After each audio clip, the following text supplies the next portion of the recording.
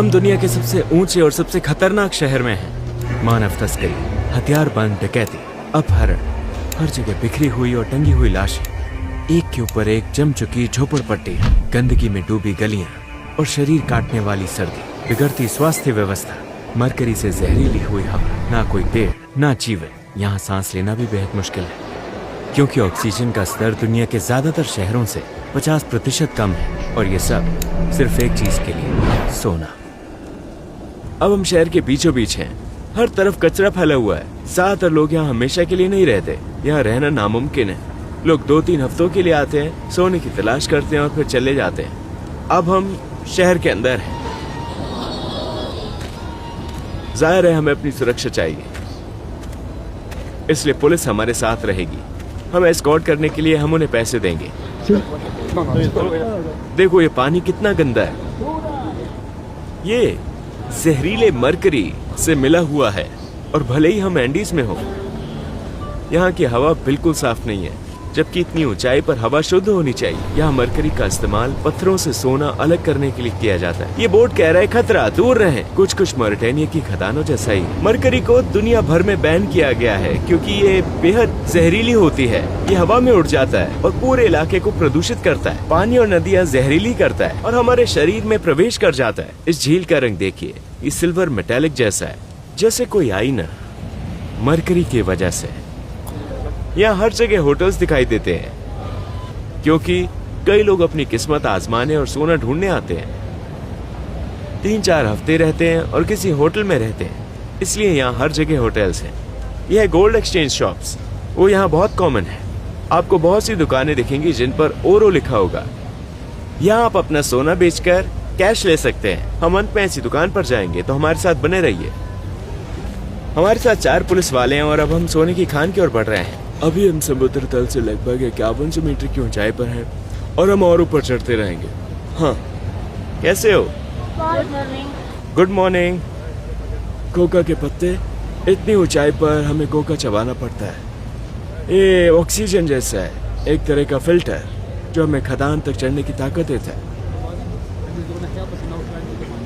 जैसे जैसे हम ऊपर जाएंगे दबाव बढ़ता जाएगा।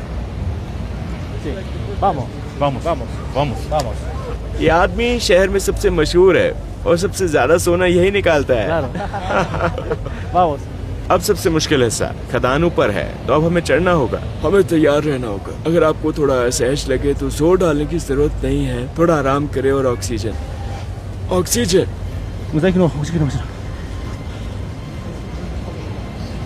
मुझे पानी चाहिए।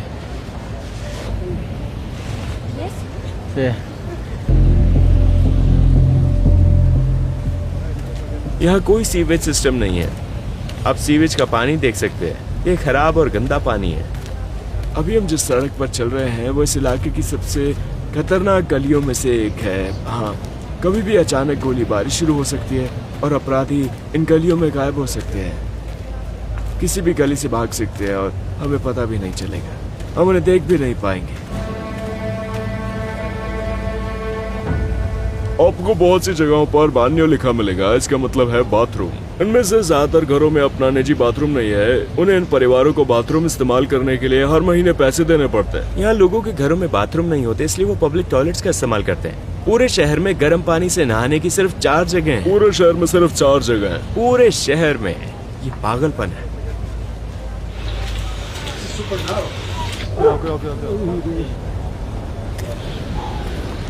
मेरा ब्लड ऑक्सीजन लेवल 73% है, यानी अब मैं डेंजर जोन में हूँ। कभी कभी इन्हें अंदर डेड बॉडीज मिलती हैं, लेकिन इन्हें कोई फर्क नहीं पड़ता। वो अपनी जिंदगी जीते रहते हैं। और अंदर मत जाना जाओ। उन्होंने कहा कि अंदर कजन्स गैंग है और वो खतरनाक हो सकते हैं। वो हमें गोली मार सकते हैं। हम यहीं तक जा सकते हैं। कहा गया है कि अंदर जाना मना है। अगर गए तो गोली मारी जा सकती है। उन्होंने किसी को मार डाला था और उसके कपड़े यहीं छोड़ दिए ताकि लोग समझ जाएं कि अंदर जाना मना है। हर खदान का एक मालिक होता है, इसलिए किसी भी खदान में बिना मालिक की इजाजत के नहीं जा सकते, वरना यह माना जाता है कि आप उसके सोने पर अतिक्रमण कर रहे हैं। बिजली कड़क रही है और अब बर्फ गिरने लगी है। ये वो पत्थर हैं जिनमें सोना होता है। जो ये सब असली है। असली माइनर्स ऐसे ही काम करते हैं। वो अपने शरीर की ताकत से एक्स्ट्रा पावर हासिल करते हैं। Eso, dale.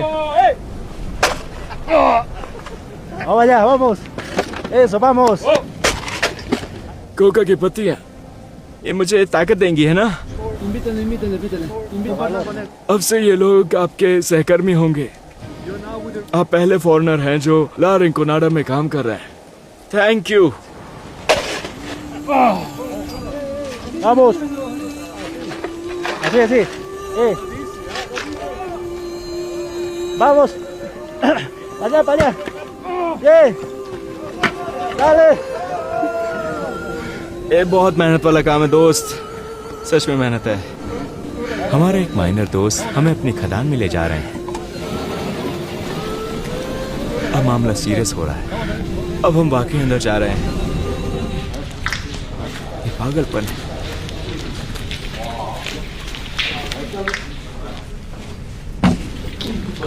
हर खदान का मालिक होता है और हर मालिक के पास 4 खनिकों की एक टीम होती है।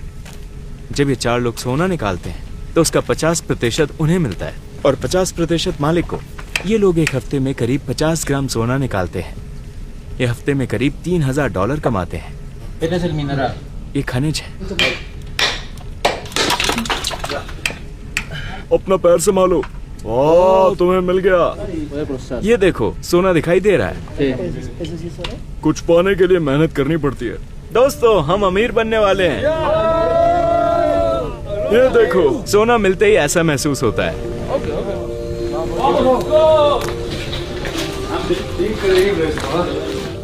ये है ला रिंकोनाडा के सभी माइनर्स के बॉस। आज आपको ये देखने का मौका मिला कि हम रोजाना कैसे काम करते हैं। हमने देखा कि अंदर से सामग्री कैसे इकट्ठी की जाती है और ये भारी सामान बाहर लाना वाकई बहुत मुश्किल है।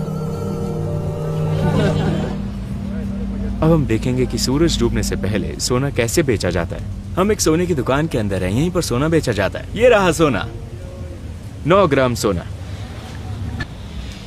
और अब हम जानेंगे कि इस सोने में कितनी कमाई है, ताकि आपको अंदाजा हो सके। Hello madam. मैडम, 1 ग्राम की कीमत क्या है? इस हफ्ते मेरी कमाई कितनी हुई, मैं जानना चाहता हूँ। ये 2777 पेरुवियन सोल्स है, यानी लगभग $755। यहाँ सिक्के नहीं होते।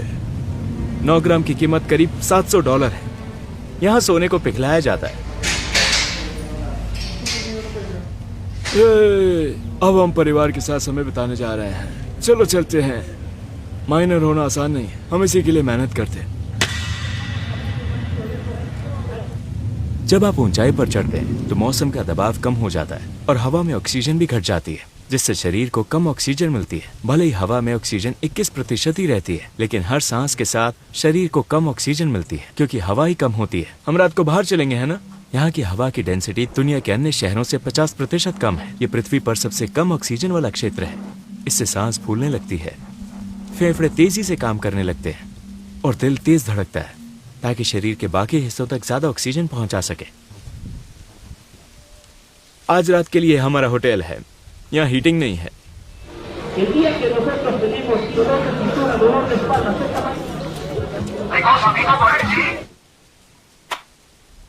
जैसे जैसे रात होती है, शहर का चेहरा बदल जाता है। रात हो चुकी है।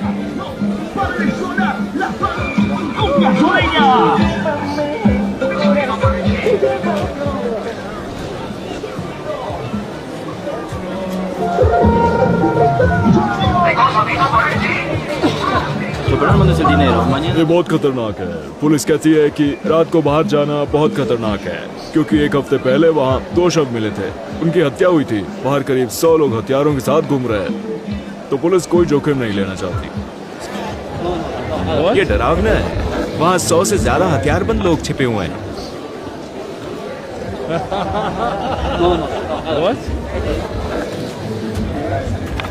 लेकिन हम वहाँ नहीं जा सकते क्योंकि खतरा बहुत है। कैमरे से रिकॉर्ड किए जाने पर लोग आक्रामक हो जाते हैं। उन्हें फिल्माया जाना पसंद नहीं। यहाँ नाबालिग लड़कियों की तस्करी खूब फल फूल रही है। उन्हें अच्छी नौकरी का वादा करके पेरू और बोलीविया के अन्य शहरों से यहाँ लाया जाता है। यहाँ पहुँचते ही उनके आईडीज छीन लिए जाते हैं और उन्हें बंधक बना लिया जाता है।